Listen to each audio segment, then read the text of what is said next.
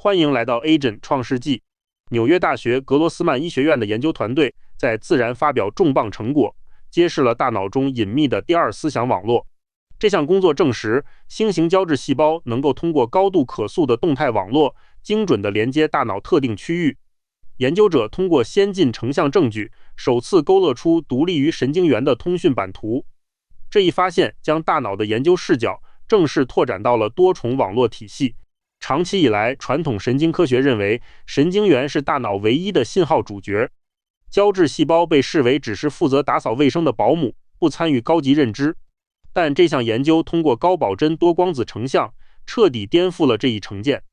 数据显示，星形胶质细胞构建了一个庞大的独立通讯网络，图像中闪烁的金色信号点证实了它们处于高活跃的通信状态。这意味着大脑中存在着一套从未被察觉的平行处理系统。不同于依靠突触的神经元，这些细胞通过缝隙连接构建了自己的秘密通道。研究揭示，这种连接由 CX43 蛋白组成的物理管道直接打通。在这里，细胞间不再传输瞬时的电信号，相反，它们直接共享能量、代谢物和各类生化指令。这套系统在大脑深处构建起了一张庞大的高速地下物流网。既然这套网络如此庞大，为什么过去100年人类却一直视而不见？核心问题在于，传统的离体大脑切片技术存在致命缺陷。星形胶质细胞间的物理连接极其脆弱，在手术刀切下的瞬间，网络就会彻底崩解。过去科学家在载玻片下只能看到一盘散沙，无法观测到完整的组织结构。要揭开谜底，必须研发出一种能在活体中实时追踪的黑科技。研究团队针对连接易碎的挑战，开发了名为终极生物追踪器的工具。系统利用 AAV5 载体，将启动子与 CX43 蛋白以及 TurboID 酶进行融合。这套组合能精准嵌入缝隙连接处，形成一个生物标记引擎。通过管道的分子，研究者成功绕过了切片对网络的破坏。这项技术的应用为在活体环境下观察复杂的拓扑结构扫清了障碍。追踪器的标记机制非常高效。当病毒感染起始细胞后，融合酶会驻扎在每一个物理通道口，任何流向邻居细胞的物质都会被打上生物素标签。实验数据显示，这种生物素化效率高达 99%。随着标记分子的流动，整个网络在显微镜下被自动点亮。这种方法在不破坏细胞结构的前提下，实现了极高精度的网络可视化。为了捕捉完整的网络形态，整个实验链路跨越了28天。研究者在第1天将病毒精准注入目标脑区，随后在第21天通过饮水激活标记程序，到第28天时，利用 IDICO 技术将大脑处理得像玻璃一样透明。配合光片显微镜的3维成像扫描，最终在大脑中成功重构出清晰的发光网络。这标志着胶质细胞通讯正式进入了全脑3维观测时代。初次窥见运动皮层的隐秘版图，图像中的青色圆点代表0号感染细胞群，由此延伸出的品红网络范围极广，覆盖了大半个大脑。观测结果清晰显示，通讯链条跨越了多个脑区，这种规模的网络仿佛在暗物质中点燃了星系。实验结果打破了胶质细胞仅在局部发挥作用的传统假说。相比于运动皮层的广泛延伸，下丘脑的网络呈现出截然不同的形态。当追踪器注入下丘脑，整个网络不再向外围放射，而是形成密集的丝状结构，紧紧包裹着大脑深处的生命中枢。这一证据表明，星形胶质细胞网络具有高度的功能特异性。不同区域的大脑星空图其实是根据局部生理需求量身定制的。相比之下，负责高级认知的前额叶皮层，其胶质细胞网络展现出了惊人的长程通讯能力。在3维扫描中，粉紫色纤维束从前额叶一直延伸到大脑后端。实验数据证实，这种长程结构在不同个体之间具有极高的重复性。这说明第二网络不仅是真实存在的，而且是一套被精确预设好的解剖骨架。这种网络连接并非盲目蔓延，而是展现出极高的选择性。通过数据矩阵可以发现，胶质细胞并不会像墨水一样向四周无差别扩散。韦恩图记录了具体的共有细胞数值，其中3大区域的中心重叠点仅为22，它们会精准地绕过某些物理邻居，只连接特定的白名单区域。这证明大脑内部存在一套由胶质细胞主导的精密导航系统。这种精密导航不仅限于单个半球，还实现了跨越左右脑的无缝连通。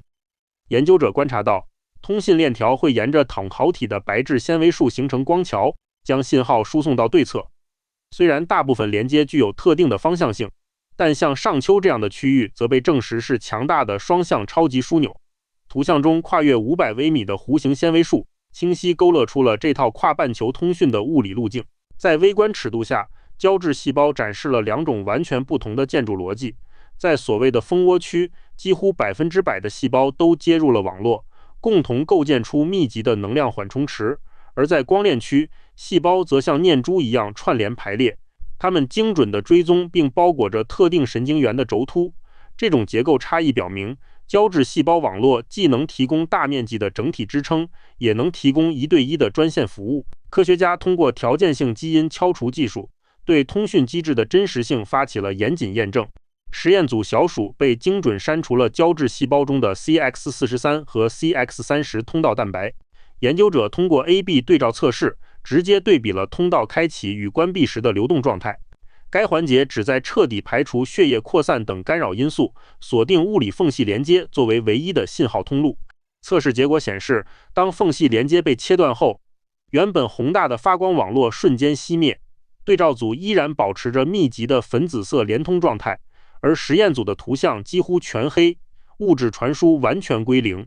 这组强有力的证据彻底排除了血管扩散的可能性。结论已经锁定，这套系统就是一条完全依靠物理通道构建的专属细胞网络。在确认了物理通道的存在后，研究者提出了一个更深层的问题：这套网络是否具有像神经元一样的可塑性？为了探究它是固定硬件还是动态软件，团队设计了感官剥夺实验。研究人员剪去小鼠一侧的胡须，通过这种方式阻断长达4周的感觉输入。实验从出生后第28天开始，一直持续到第84天进行最终检测。这为观察网络如何响应外界经验提供了理想模型。数据揭示了胶质细胞网络惊人的动态变化。正常组的网络体积维持在 95%， 展现出极高的连接度。相比之下，剥夺感官输入的小鼠，其对应脑区的网络体积急剧萎缩至 15%。扫描图像显示，对应脑区甚至切断了与前额叶的远程连线，这说明第二网络并非死板的支撑系统，而是能随经验重组的活体矩阵。自此，大脑呈现出双网并行的交互图景。神经元利用化学突触实现毫秒级的闪电响应。与之相对，星形胶质细胞通过物理管道共享葡萄糖等能量代谢物。实验数据对比证实，这套网络负责数小时甚至数天的稳态调控。